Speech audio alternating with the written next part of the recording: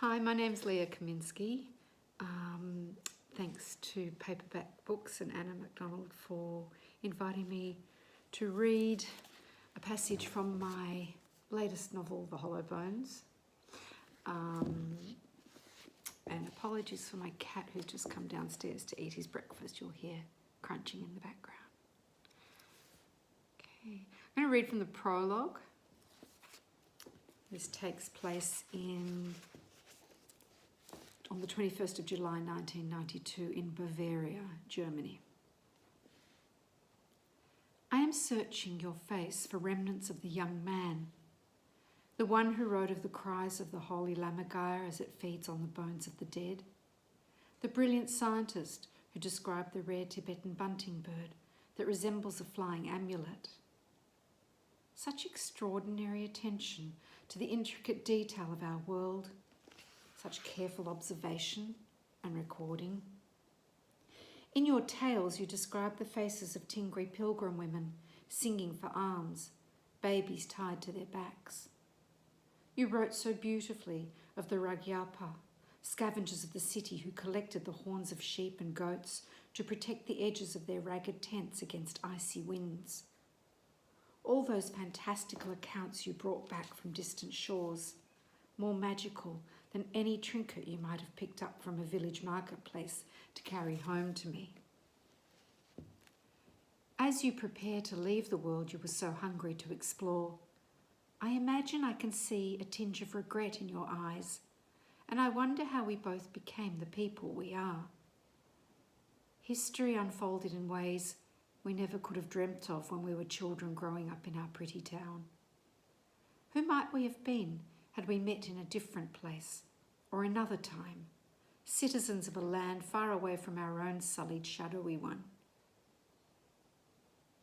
As I watch you sleep restlessly, your wrinkled hand against the white sheet, I am conjuring up our impossible reunion, pretending I'm standing at the entrance to 30th Street Station in Philadelphia under the wings of the bronze angel, silhouetted against the sunlight as it lifts a dead soldier out of the flames of war.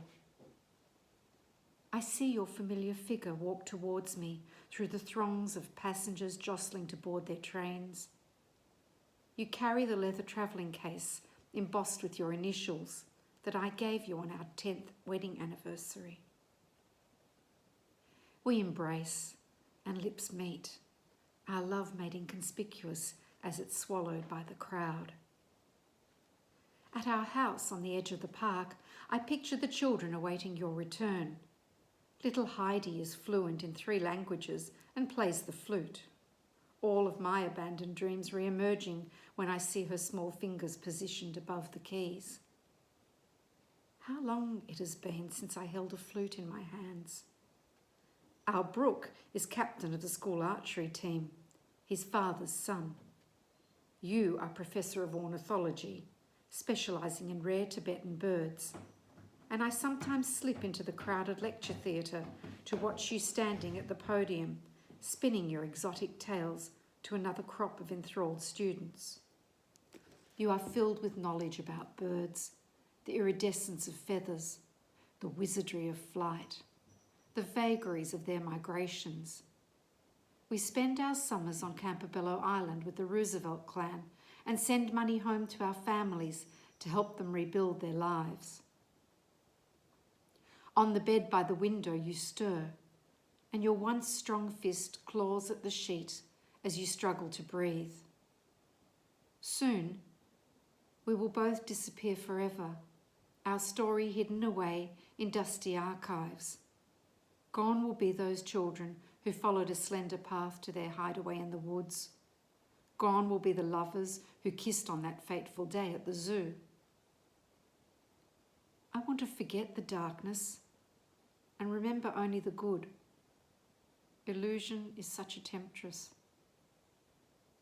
It won't be long before we will both float weightlessly, unmoored, our bones hollow like the birds.